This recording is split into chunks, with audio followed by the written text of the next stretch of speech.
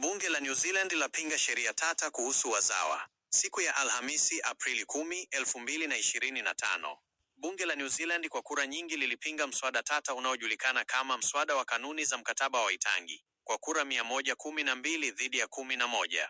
Mswada huo ulikuwa na lengo la kufafanua upya kanuni za mkataba wa Waitangi, hati ya msingi ya nchi hiyo, iliyosainiwa mwaka 1840 kati ya taji la Uingereza na machifu wa Maori. Mkataba wa Waitangi ni hati tata yenye tafsiri tofauti kati ya matoleo ya Kiingereza na KIMORI, hasa kuhusu uhuru. Kwa miongo kadhaa, umekuwa chanzo cha mjadala unaoendelea na umeunda uhusiano kati ya serikali na Maori.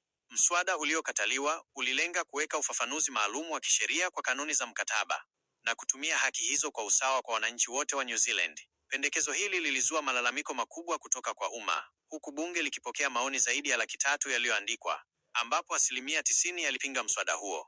Wakosoaji, hasa wawakilishi wa MORI, walisema kuwa mswada huo ulidhoofisha haki na ulinzi maalum uliohakikishiwa kwa Maori kama watu asilia wa New Zealand. Waliona kuwa ni jaribio la kupunguza utambuzi wa uhuru wa Maori na ushirikiano ulioanzishwa na mkataba.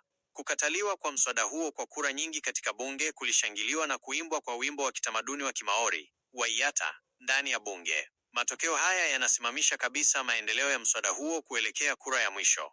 Tukio hili linaonyesha unyeti na umuhimu unaoendelea wa mkataba wa Waitangi katika mazingira ya kijamii na kisiasa ya New Zealand. Mjadala kuhusu tafsiri na matumizi yake unaendelea kuwa mada kuu katika majadiliano kuhusu haki za wazawa, uhusiano wa rangi na misingi ya kihistoria ya nchi hiyo. Ni muhimu kuzingatia kuwa kumekuwa na majadiliano mengine ya hivi karibuni na mapendekezo ya mageuzi yanayohusiana na haki za ardhi za Maori nchini New Zealand. Kwa mfano, mnamo Februari 2025, serikali ilitangaza mageuzi ya sheria ya kazi za umma ili kuhakikisha tathmini na fidia ya haki kwa ardhi huru ya MORI. Zaidi ya hayo, kulikuwa na mswada wa marekebisho ya sheria ya kazi za umma kuzuia unyakuzi wa lazima wa ardhi ya Maori ulioanzishwa mwaka 2024, ambao ulilenga kulinda ardhi ya Maori dhidi ya unyakuzi wa lazima. Hatua hizi tofauti zinaonyesha mwelekeo mpana zaidi wa kushughulikia ukosefu wa usawa wa kihistoria na kulinda maslahi ya ardhi ya Maori, tofauti na mjadala kuhusu kanuni za mkataba wa Waitangi.